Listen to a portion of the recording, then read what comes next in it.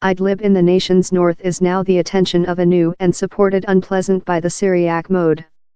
It has length been the area to that civilian population, and fighters are vacuumized of insurgent-friendly areas following long and cruel mode sieges. The thousands who fled bombing in East Aleppo generally ended up down there. The joint nations thinks part of the 2 millionth human beings in Idlib are inwardly moved, and thus crowded in its overstretched camps. Some aid agencies put the full drawing of human beings down there at 3 millionth.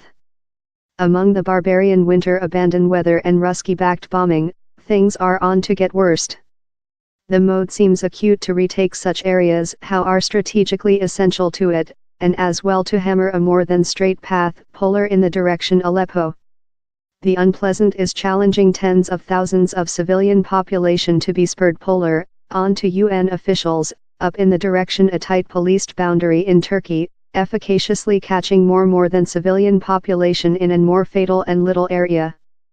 They must include hope their torment and bombing would include ended while they got to Idlib, but they include instead of seen the attacks go on.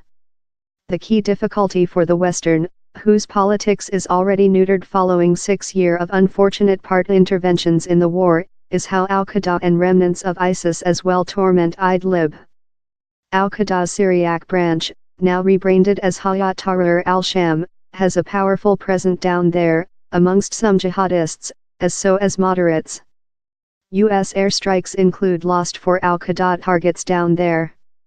West officials are concerned on the focus of extremists in the one pouch who include therefore far escaped the fatal study of the campaigning versus ISIS. The scenery of Idlib is plain and frequently unwelcoming. Down there are millions secure down there, in maybe as lot as 100,000 looking for new homes in the crowded camps if the mode keeps up its attack. Turkey, wherever one day they might include fled, has closed its boundary and is openly nearer to the Rusky-backed Syriac mode rather than always up.